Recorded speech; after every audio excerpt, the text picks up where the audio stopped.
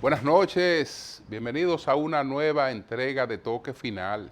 Esta es la mejor forma de terminar una semana, lo mejor edificado posible sobre los acontecimientos más importantes del país y del mundo. Me pregunto qué va a pasar con Venezuela. Me pregunto cuál será la suerte de Haití. Hay expectativas en ambos lugares, principalmente en Venezuela, porque Edmundo González Urrutia anunció que se irá a juramentar el próximo 10 de enero como nuevo presidente de Venezuela. Estados Unidos anunció que si González Urrutia le pedía ayuda para irse a juramentar como presidente de Venezuela, se la brindaría. En Venezuela se han agudizado la crisis, Estados Unidos ha tomado medidas, a la vez el régimen de Maduro ha endurecido sus medidas contra la oposición.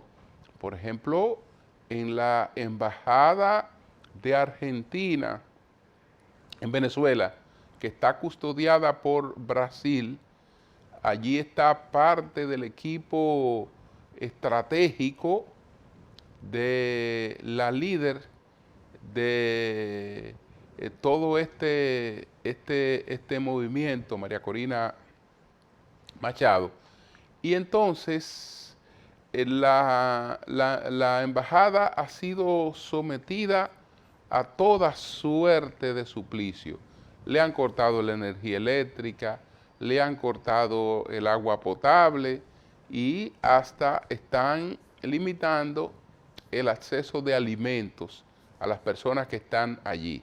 Es colocarla en una situación de desesperación, será para que abandonen la embajada y apresarlas, porque dudo que el gobierno entre por ellas, porque sería un conflicto con dos países, con Argentina y con Brasil, que está custodiando esa embajada.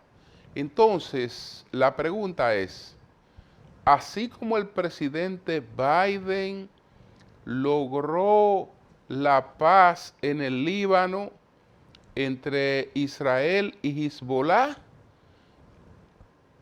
asimismo como autorizó el empleo de misiles de largo alcance en Ucrania, es decir, dos medidas duras, extraordinarias de política exterior.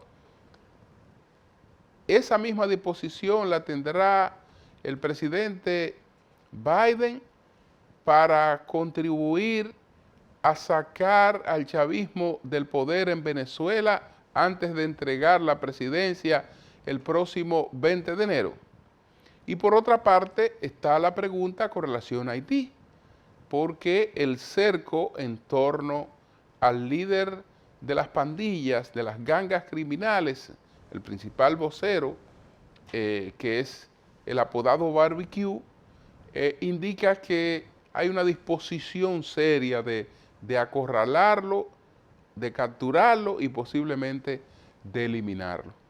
Y todo esto no se da si no hay unas instrucciones firmes de endurecimiento por parte de Estados Unidos. Por eso, estas preguntas en relación tanto con Venezuela como con Haití, que son expectativas que tenemos antes de que concluya esta administración del presidente Biden el próximo 20 de enero. Señores, una pausa.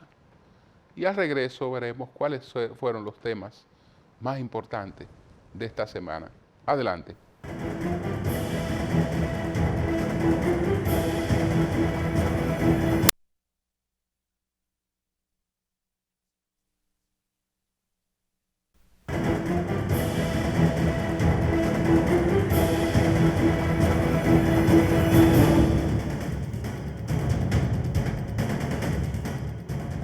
Bueno, señores, los dominicanos nos hemos calentado un poco en Nueva York y en New Jersey.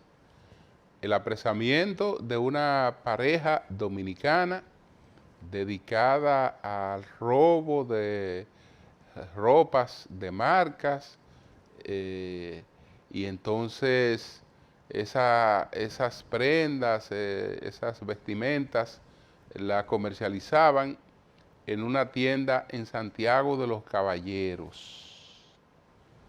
El expediente se habla de que más de 2 millones de dólares en ropas robadas y ropas también falsificadas. Fueron apresados estos dos dominicanos, una pareja de dominicanos, esto fue en Nueva York. Mientras otro dominicano que iba desde aquí, que trabaja en Promesecal, fue apresado con sustancias controladas. Estamos hablando de pastillas y sustancias que tienen restricciones porque son aditivas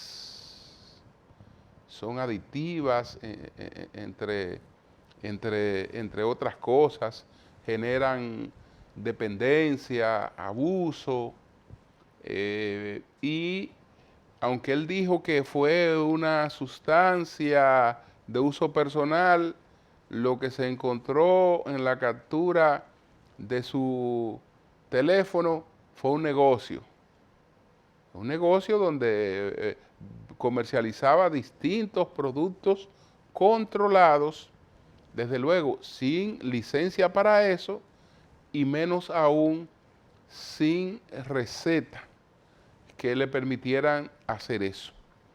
Entonces, eso fueron dos hechos de esta semana. Ahora vamos a ver aquí, entre nosotros y desde luego también en el mundo, cuáles fueron los acontecimientos más importantes de esta semana. Adelante.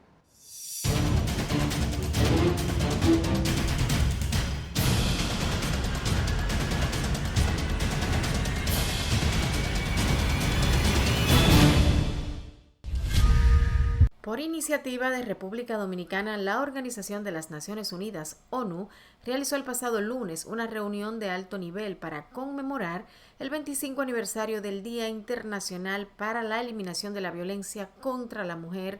En el evento realizado en el Salón de la Asamblea General, la República Dominicana destacó los avances y desafíos en los que está empeñado el gobierno dominicano para erradicar este flagelo. Asimismo, en el país, la vicepresidenta de la República, Raquel Peña, encabezó el acto de celebración de este importante acontecimiento, donde se destacaron los avances y desafíos en materia de prevención, atención y erradicación de este tipo de violencia. La vicepresidenta expresó que la actividad buscaba honrar no solo la memoria de las hermanas Mirabal, sino también sus vidas, para que se continúe inspirando a través de su ejemplo de valentía, arrojo y compromiso con la justicia social. El 25 de noviembre se conmemora el Día Internacional de la Eliminación de la Violencia contra la Mujer, una fecha que busca visibilizar y erradicar la violencia de género en todas sus formas. De acuerdo con la Organización de las Naciones Unidas, ONU, 1 de cada 3 mujeres ha sufrido violencia física o sexual a lo largo de su vida, y muchas veces estos casos quedan invisibilizados o sin justicia. Según informes del Ministerio de la Mujer, desde que empezara el año hasta mediados de noviembre, 54 mujeres han sido asesinadas por sus parejas o exparejas, 5 cada mes, muertas a palos, a machetazos, estranguladas, a balazos y muchas veces delante de sus hijos o de familiares que aún no han podido hacer nada por salvarles la vida. Entre los casos más recientes destaca el asesinato de Dania Isabel Domínguez, una mujer de 25 años quien fue asesinada en el sector Capotillo, en el Distrito Nacional. Según las autoridades, su agresor, Emmanuel Disla, la mató durante una discusión sobre la custodia de su hija. Otro caso que ha conmovido al país ocurrió en el sector Villaverde, en Santo Domingo Oeste, donde Raidiri Sánchez, una adolescente de 16 años, fue asesinada de un disparo en la cabeza por su pareja. La joven deja un hijo en la orfandad. El agresor, Eric Manuel Jiménez, se entregó a la Policía Nacional al día siguiente del crimen. Asimismo, en la comunidad de La Rosa, en Los Samanes, provincia de La Vega, Joanna Castillo Pérez, de 30 años, también resultó asesinada por su pareja, Erasmo Restituyo, quien después de cometer el crimen se quitó la vida. A lo largo de 2024, los feminicidios han continuado siendo una constante, con cifras que no muestran señales de disminución. Los crímenes han ocurrido en diversos meses del año, afectando a mujeres de todas las edades, y se han registrado más de una docena de suicidios asociados a casos de violencia de género. El presidente de la República, Luis Abinader, se pronunció sobre la situación que se vive en los sectores de la construcción y agricultura, dos de los más afectados por el plan de deportación masiva de haitianos ilegales, asegurando que el gobierno se encamina para abordar el tema junto al sector privado. Nosotros tenemos que ir caminando, el gobierno y el sector privado, para dominicanizar la mano de obra en construcción, agropecuaria y los demás sectores, pero esos dos principalmente, donde hay una situación especial, respondió el mandatario a la prensa. El mandatario participó en el lanzamiento oficial de la plataforma Construyendo RD, una iniciativa de la Asociación Dominicana de Constructores y Promotores de la Vivienda, ACOPROVI, para formar dominicanos en labores de la construcción, y explicó que las intenciones del gobierno precisan el interés de revertir los números de trabajadores extranjeros en el país. En tanto, la presidenta de la Asociación Dominicana de Constructores y Promotores de Vivienda, ACOPROVI, Agneris Meléndez, indicó que en el plan de deportación masiva de haitianos ilegales que lleva a cabo el gobierno sigue afectando las obras en construcción, sobre todo en el este, en zonas como La Romana y otras áreas del país. La ejecutiva dijo que el sector apoya las políticas migratorias del Estado, pero abogan por un plan de fortalecimiento del proceso que resguarde a las industrias afectadas. Menéndez habló durante el lanzamiento de la plataforma Construyendo RD, una iniciativa diseñada para satisfacer la creciente demanda de formación y empleo especializado en el sector de la construcción en la República Dominicana y en respuesta a la deserción local de la mano de obra. Nosotros apoyamos la nacionalización de los trabajadores de la construcción, pero también requerimos que sea regularizada la mano de obra, aunque lo importante aquí es que más dominicanos se entren a la construcción, indicó Menéndez. El expresidente de la República, Danilo Medina, aseguró que la nueva etapa del Partido de la Liberación Dominicana, PLD, estará basada en acciones transparentes, rendiciones de cuenta y un manejo adecuado de los fondos económicos. Al tomar la palabra durante la clausura del 10º Congreso Reinaldo Pared Pérez, Medina expresó que cumplir con este compromiso permitirá que relanzar al PLD como la entidad que podrá regresar al pueblo la confianza en el sistema político dominicano. Medina está confiado de que el Partido Morado podrá convertirse en un ejemplo de una organización auditada y dedicada a servirle a la sociedad. Debemos rendirle cuentas a la ciudadanía de en qué se invierten los fondos que ellos nos dan, y lo vamos a hacer, afirmó el expresidente, mientras el recién posesionado secretario general del PLD, Johnny Pujols, pronunció durante la juramentación de los 48 miembros del comité político lo que fue su primer discurso ante la militancia morada. Pujols aseguró que el PLD está sumergido en un proceso de refundación partidaria. Sostuvo de manera paradójica que la clausura de este Congreso, más que establecer el fin de una actividad, proclama el comienzo de la refundación del PLD. El Banco Central de la República Dominicana informó que el indicador mensual de actividad económica, IMAE, registró una expansión interanual de 5.4% en octubre, alcanzando un crecimiento promedio de 5.1% en enero-octubre de 2024 con respecto al mismo periodo del año anterior. El Banco Central dijo que este comportamiento ha tenido lugar en un entorno de estabilidad de precios, en el cual la inflación interanual se ha mantenido en el presente año en el tramo inferior del rango meta de 4.0%, más menos 1.0%, registrando 3.16% en octubre. La entidad aseguró que este desempeño ha sido como resultado de las políticas económicas implementadas, tanto en el ámbito monetario como fiscal, lo que ha permitido sortear de manera exitosa los factores de riesgo del contexto mundial actual, incluyendo el impacto de los conflictos geopolíticos en el Medio Oriente y Europa del Este sobre las expectativas y el precio de algunas materias primas. El Banco Central destacó que el desempeño económico de los Estados Unidos, con un crecimiento intertrimestral analizado de 2.8% en el tercer trimestre de 2024, ligeramente por encima de su promedio histórico de largo plazo, ha incidido favorablemente en la economía dominicana, dadas las múltiples interrelaciones del país con su principal socio comercial a través de las remesas, turismo, exportaciones netas e inversión extranjera directa. La Sociedad Dominicana de Diarios expresó su preocupación y rechazo a la reciente política de protección de datos del Poder Judicial emitida por la Suprema Corte de Justicia. Según la entidad que reúne a los principales medios impresos de República Dominicana, esta política intenta imponer restricciones unilaterales que contravienen preceptos constitucionales y legales relacionados con el derecho de los ciudadanos al acceso a la información sobre procesos judiciales. En un comunicado oficial, la Sociedad Dominicana de Diarios denunció que la medida fomenta la opacidad en el sistema judicial, otorgando un exceso de discrecionalidad a las autoridades para ocultar datos clave, lo cual afectaría la transparencia y el ejercicio de las libertades públicas. Esto, según la entidad, dificultaría el acceso a fuentes públicas y privadas de interés colectivo, afectando principalmente el trabajo de la prensa en su labor de informar al público. La Suprema Corte de Justicia ha fundamentado esta política en una interpretación errónea de diversas normas que no aplican a los procesos judiciales, lo que, según la Sociedad Dominicana de Diarios, contradice las disposiciones legales que respaldan el acceso a los expedientes judiciales. En este sentido, la organización recordó que el artículo 69 de la Constitución establece que toda persona tiene derecho a un juicio público, oral y contradictorio, con pleno respeto a su derecho de defensa. El juez de atención permanente del Distrito Nacional impuso medidas de coerción contra los 10 imputados en el denominado caso Pandora, una red acusada de sustraer más de 900.000 municiones de los depósitos de la Policía Nacional para venderlas de contrabando, algunas de las cuales llegaron a Haití.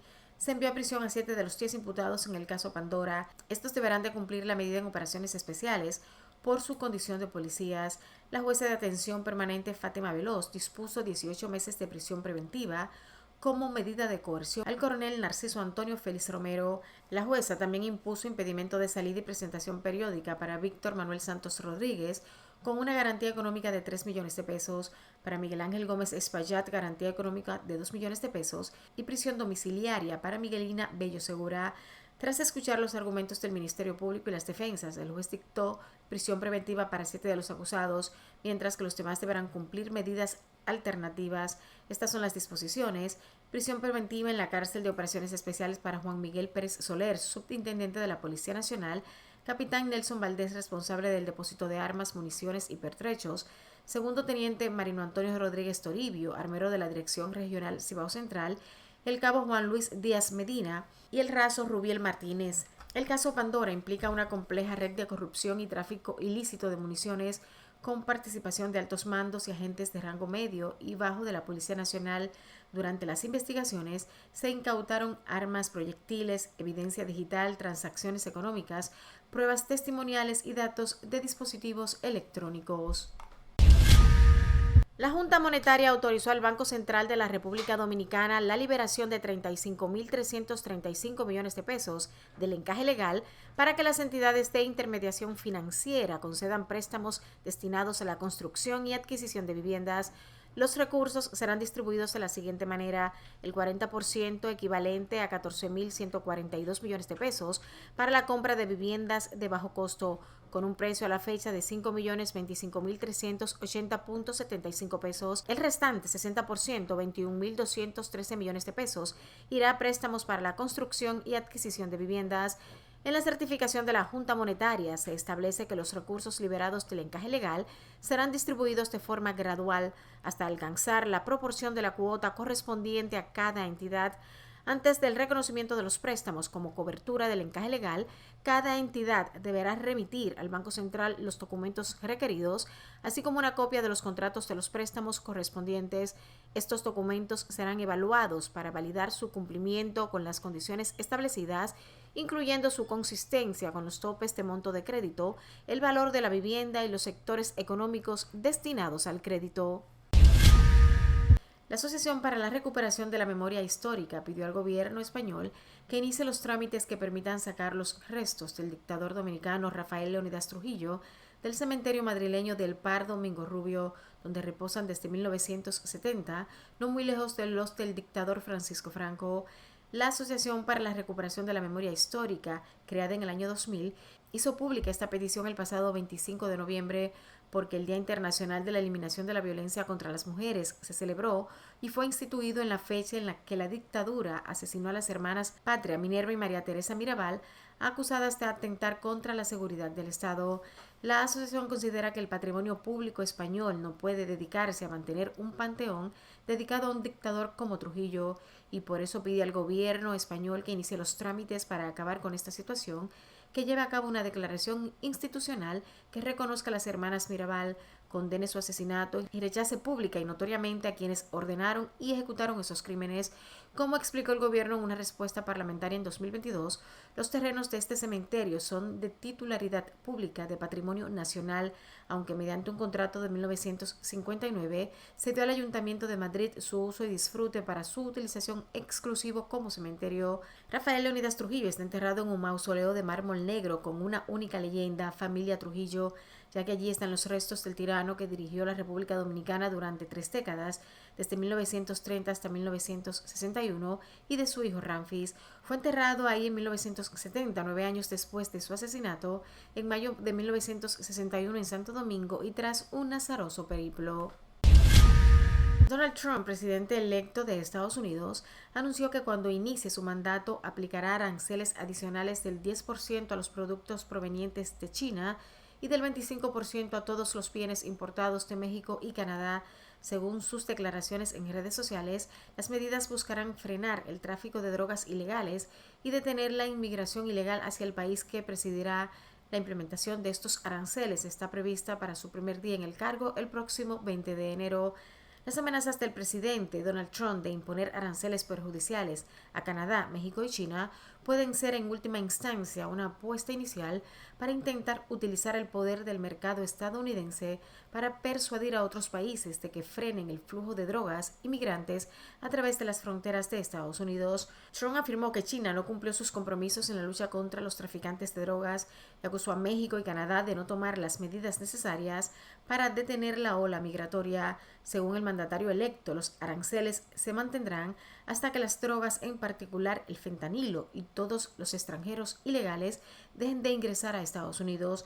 Los gobiernos de México y Canadá expresaron su preocupación por el impacto de estas medidas en las relaciones comerciales y advirtieron sobre posibles respuestas. La presidenta mexicana Claudia Sheinbaum rechazó los aranceles en una carta dirigida a Trump, en la que advirtió que tales acciones pondrían en riesgo empresas comunes y generarían inflación y pérdida de empleos en ambos países. Por su parte, Canadá destacó su relevancia como socio comercial y energético de Estados Unidos. Un comunicado oficial subrayó que el 60% de las importaciones de petróleo estadounidense provienen de Canadá, además de remarcar que el país norteamericano compra más productos estadounidenses que China, Japón, Francia y el Reino Unido juntos. En el caso de China, el arancel adicional del 10% se suma a las medidas ya implementadas durante el primer mandato de Donald Trump. Finalmente, Israel y el Líbano aceptaron una propuesta respaldada por Estados Unidos para poner fin al conflicto fronterizo de 13 meses que derivó en una guerra total en septiembre con Hezbollah. El alto al fuego creará las condiciones para restablecer una calma duradera y permitir que los residentes de ambos países regresen sanos y salvos a sus hogares a ambos lados de la línea azul, según una declaración conjunta de Joe Biden y el presidente de Francia, Emmanuel Macron, en referencia a la frontera de facto entre el Líbano e Israel. Estados Unidos y Francia trabajarán con ambas partes para garantizar que este acuerdo se implemente y se cumpla plenamente. El acuerdo estipula un cese de hostilidades por 60 días, que los negociadores describieron como la base de una tregua duradera. Durante ese tiempo, se espera que los combatientes de Hezbollah se retiren unos 40 kilómetros de la frontera entre Israel y el Líbano, mientras que las fuerzas terrestres israelíes se retirarán del territorio libanés. Bajo el acuerdo, el Líbano implementaría una supervisión más rigurosa de los movimientos de Hezbollah al sur del río Litani para impedir que los combatientes se reagrupen allí. Los soldados de paz de las Naciones Unidas, el ejército libanés y un comité multinacional serán los encargados de supervisar los movimientos del grupo respaldado por Irán. Israel, por su lado, ha prometido reanudar las operaciones militares en caso de incumplimiento del acuerdo. El acuerdo de alto el fuego anuncia un respiro muy necesario para los civiles libaneses, cientos de los cuales murieron en ataques aéreos israelíes, así como para los israelíes, luego de que millones buscaran refugio en medio del bombardeo diario de cohetes de Hezbollah.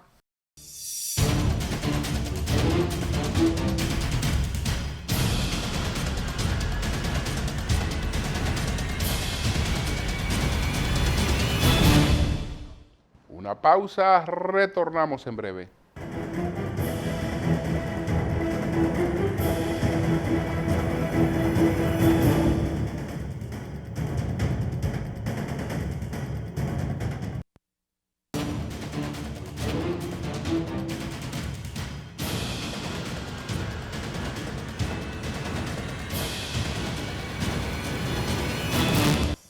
El Código Procesal Penal cumplió 20 años y a propósito, pues, se llevó a cabo un cónclave, ¿no?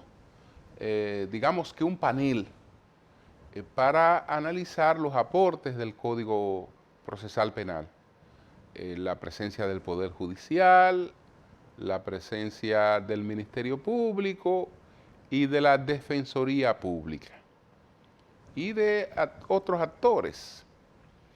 Entonces, lo que más comentario ha producido ha sido la intervención de la directora general de persecución de la Procuraduría General de la República, Jenny Berenice Reynoso, donde ella justificaba el rol del fiscal que genera críticas y se cuestionaba frente a esas críticas porque ella dice que el Ministerio Público no hace otra cosa que cumplir con su rol, que el rol del Ministerio Público sencillamente es el de persecutor y que los fiscales están para una cosa, para perseguir. Bueno, en el régimen de derecho que se supone que rige en nuestro país, es verdad que los fiscales están para perseguir, pero ese rol tienen el mandato de hacerlo cumpliendo con algo que se llama principio de objetividad. Es decir, no puede ser un ente ciego que está dedicado a la persecución y solo ve las cosas que puedan comprometer a las personas que quiere acusar. Es decir, en sus investigaciones está llamado a buscar las pruebas para sustentar una acusación. Pero si esas pruebas no son tales y si en las investigaciones lo que se producen son situaciones que conllevan el descargo o la no acusación de una persona, desde luego que no se debe presentar acusación.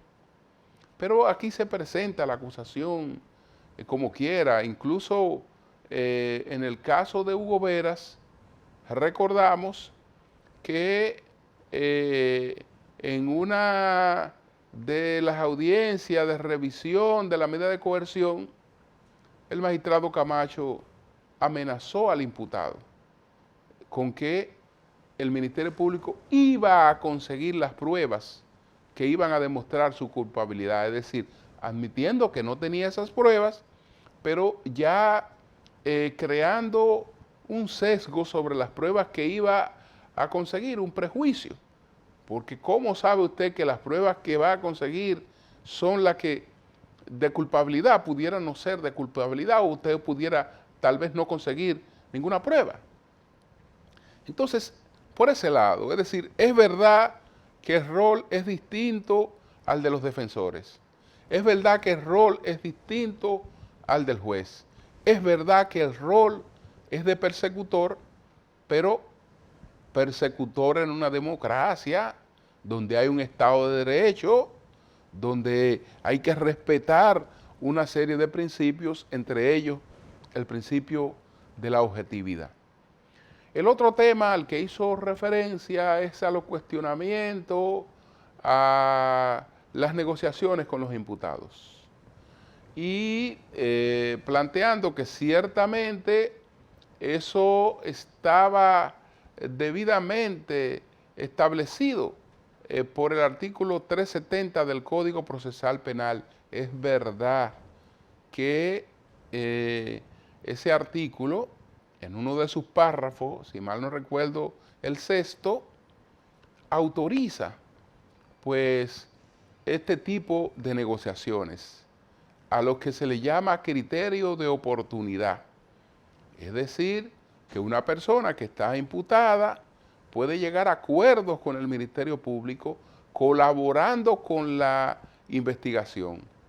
Y en función de eso, el Ministerio Público le lleva un juicio abreviado a esa persona en la que la sanción no será igual a lo de los otros que llevará en un proceso regular. Pero tiene que haber un proceso penal abreviado.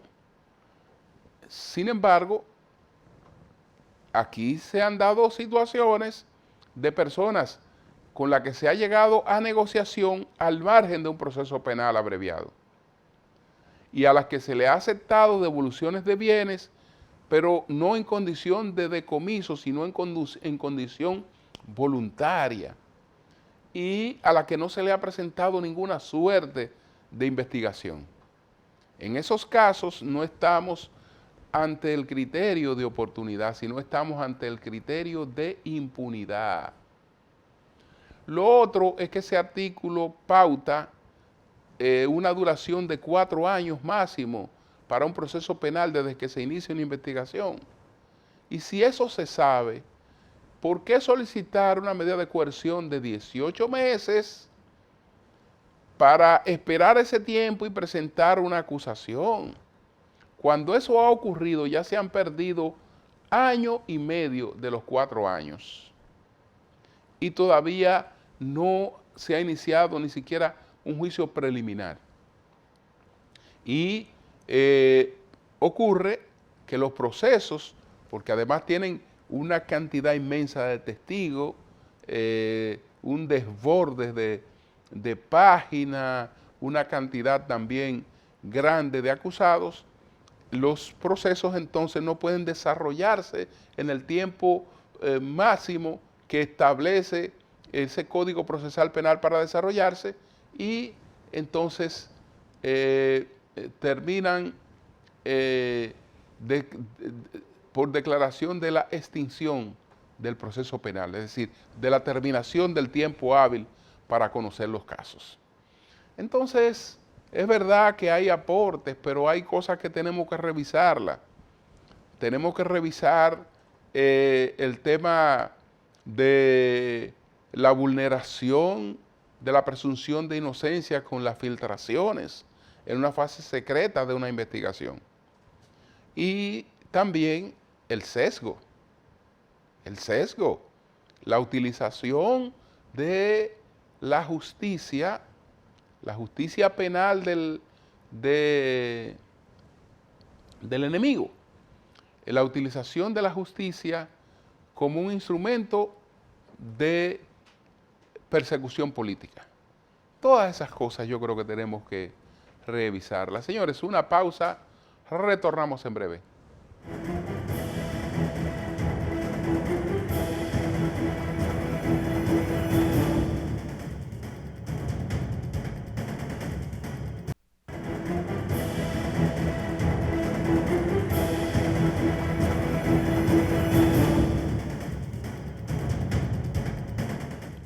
Bueno, señores, esta semana fue anunciada una plataforma que se llama Construyendo RD, que es una iniciativa de la Asociación Nacional de Constructores de Vivienda, de ACOPROVI, constructores, promotores de vivienda, que busca pues incorporar a los dominicanos, a una mayor proporción de dominicanos, a la industria de la construcción, que es una industria donde se paga bien, que es una industria que ha ido pues adquiriendo una buena participación de tecnología, que hace menos físico, trabajos que antes eran totalmente totalmente, totalmente físicos.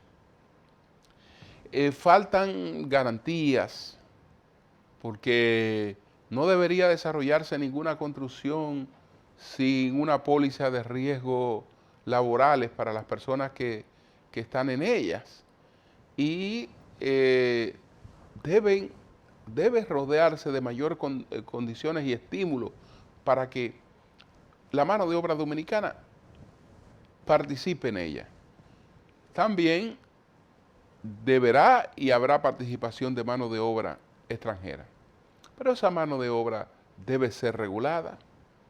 Entonces, hay preguntas sobre el rol de los sindicatos y de los sindicalistas, que parece que es un tema que para ellos no ha sido prioritario. Nosotros entrevistamos en las 3 preguntas, nuestro equipo se la formuló a don Rafael Pepe Abreu, el líder de la Central Nacional de Trabajadores Unitaria, sobre esta temática. Adelante.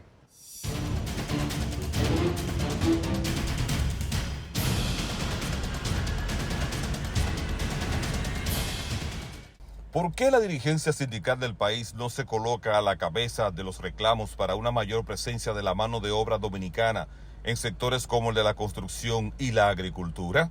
¿No es justo que cuando menos se cumpla con lo establecido por las leyes laborales? Permanentemente, especialmente nuestra confederación, vive sobre el tema referido a la protección de la mano de obra dominicana. Eso es tan permanente que hay que decir que en la reforma que se ha hecho al Código Laboral, uno de los artículos más controvertidos fue el referido al tema de la participación de la mano de obra extranjera en el desplazamiento de los dominicanos. Y fue controvertido porque desde el movimiento sindical hubo una posición que fue en definitiva la que predominó, contando con el apoyo especialmente del ministro de Trabajo, Luis Miguel de Campo, y que consistió en lo siguiente, y está contenido ahí.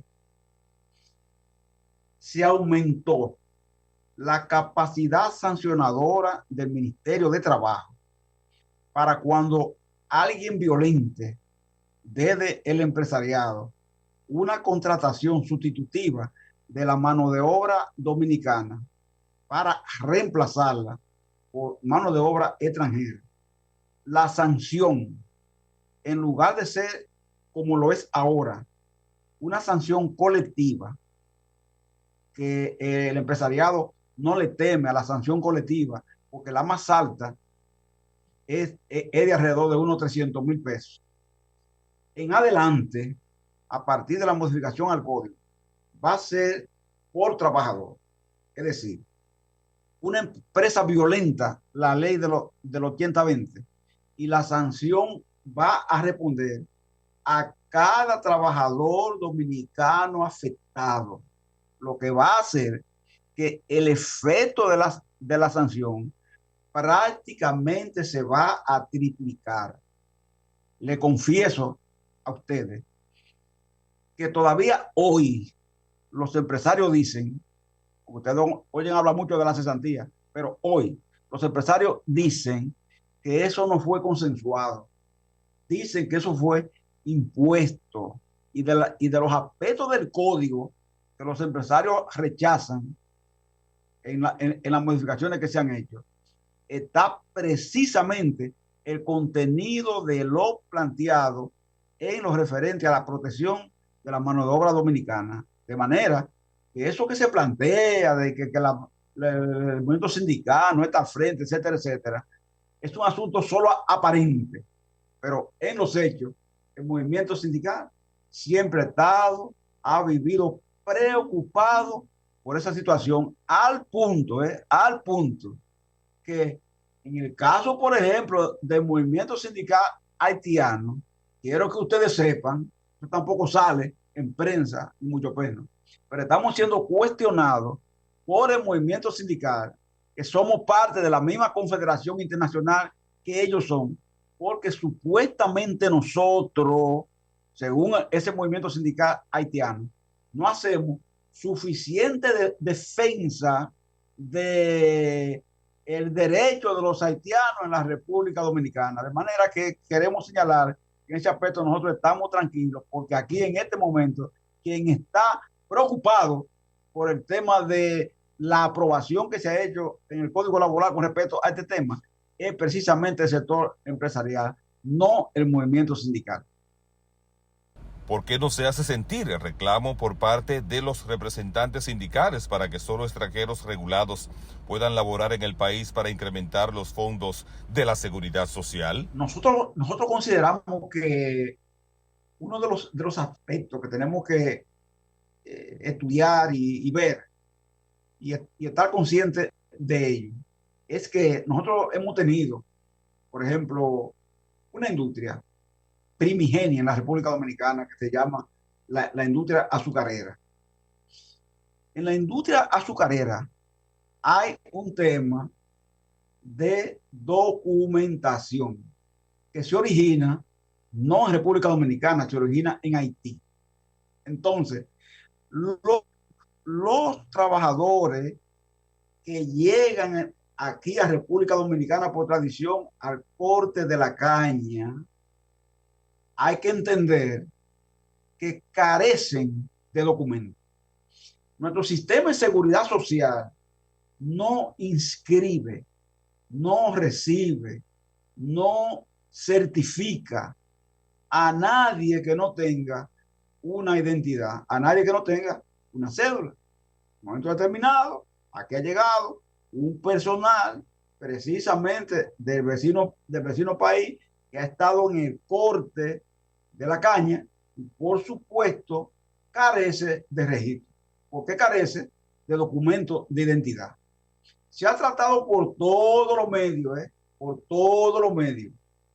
de buscar con las autoridades haitianas precisamente que esto se resuelva. Pero nosotros tenemos que saber, y yo sé que ustedes saben, a quién tenemos al lado. Nosotros tenemos al lado un país que es un desorden. Nosotros tenemos al lado un país que se queja del trato de los haitianos en otros países, especialmente República Dominicana, pero no se queja del trato de los haitianos donde debe quejarse, que es en Haití, que no son capaces, ¿verdad? En los diferentes gobiernos que han tenido, no han sido capaces nunca de dotar, óigase bien, a sus nacionales de un certificado de identidad, de un registro de derecho a un nombre. Entonces, eso por supuesto es una herencia que hace que nosotros entonces tengamos que cargar con un pasivo en la que no necesariamente todos los que elaboran están regulados. Consideramos nosotros que algún día, ¿verdad? Algún día tendrá que haber en Haití sencillamente gente responsable, políticos responsables, empresarios responsables, que se encarguen de reencauzar ese país para que el haitiano tenga derecho a lo más elemental que cualquier ser humano necesita en la vida, que es el derecho a una identidad, que el ciudadano haitiano carece de ella. ¿Cuáles serían los primeros pasos para ir haciendo los cambios necesarios sin paralizar parte del aparato productivo del país? Bueno, yo siento mucho decir esto, pero hay que decirlo. Mire, siempre habrá, y eso hay que decirlo, transferencia, sustitución de mano de obra nativa o mano de obra extranjera. En los países, a medida que se produce una evolución y cierto nivel de progreso, independientemente de lo que podamos pensar, el nativo, el natural de un país determinado va abandonando los trabajos que considera más pesados, más penosos y más difíciles, y además peor pagado. Va abandonando, lo abandona, y eso provoca entonces que en un servicio como en el doméstico aparezcan extranjeros, como aparecieron en España cuando las mujeres españolas se integran a la producción. ¿Qué apareció? Bueno, como comenzaron a aparecer entonces las mujeres latinas, africanas, etcétera, etcétera, sustituyendo a las españolas, un trabajo pesado como el trabajo doméstico. Corte de caña. Nunca el dominicano asumió el corte de caña, nunca lo asumió, porque el campesino dominicano veía el corte de caña y los sembradíos de la caña como expulsores de la pequeña agricultura que ellos impulsaban y que era su sostenibilidad. Nunca el dominicano lo asumió, siempre fueron los cocolos que llegaban a la parte técnica, los puertorriqueños que llegaban a la parte técnica y los haitianos que llegaban al corte. Construcción. Es un trabajo pesado, a una parte de la construcción que es pesada, que es dura, y siempre habrá nacionales y podría haber nacionales haitianos que ocupen esos puestos o de otras nacionalidades. Pero hay que decir esto, eso es lo que implica precisamente que aparezca la automatización.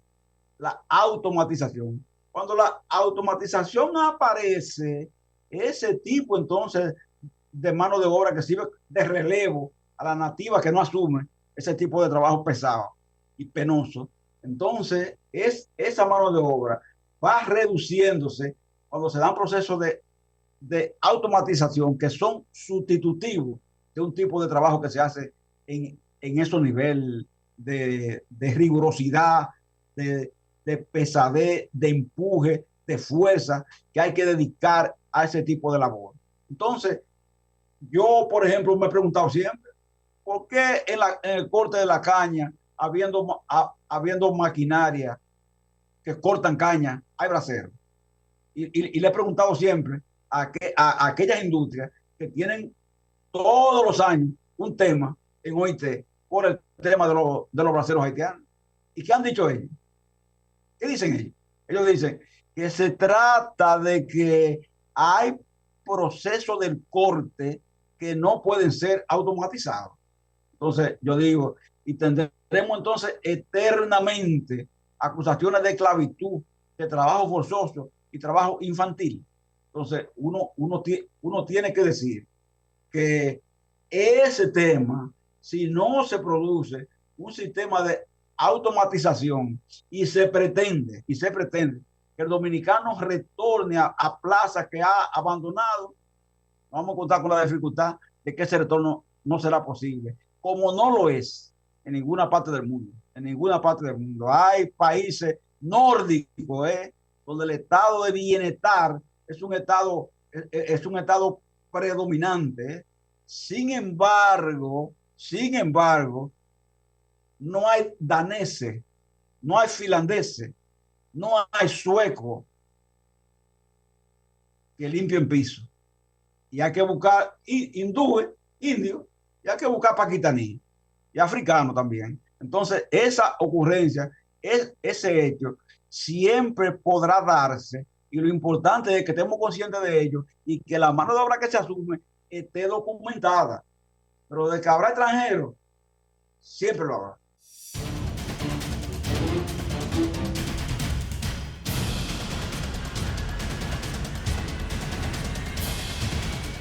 Pausa, retornamos en breve.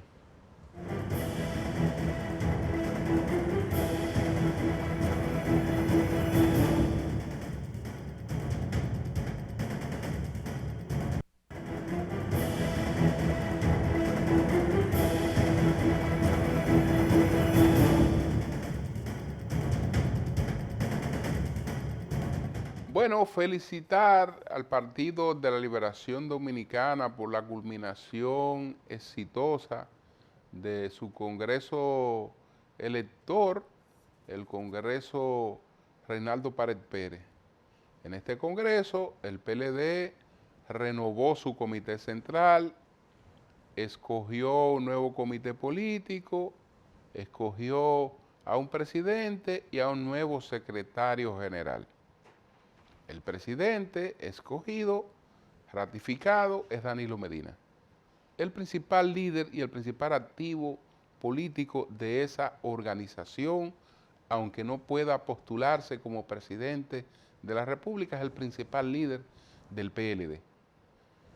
Entonces yo creo que Danilo está en las mejores condiciones para propiciar renovación dentro del PLD.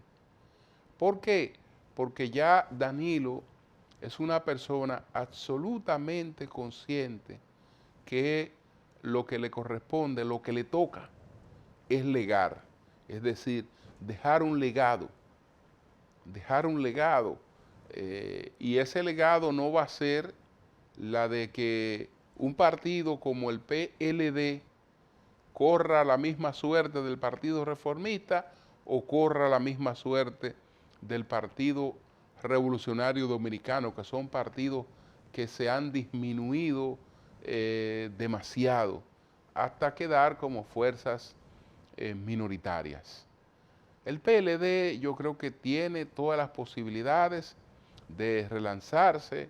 Su secretario general es un signo de renovación, de relevo. Es una persona sumamente entusiasta, conceptuosa, que creo que está muy claro del rol que tiene por delante. Y bueno, ellos han prometido, digamos, reestructurar, reformar el PLD, darle mayor vínculo con toda la sociedad. Eso es bueno, eso es bueno para el país. Nosotros necesitamos que los partidos políticos nuestros, pues, sean partidos con fortaleza, porque esa es una garantía de estabilidad política. Donde ha colapsado el sistema de partidos, ha colapsado por lo general la actividad, la estabilidad política, que eso no lo deseemos nunca para la República Dominicana.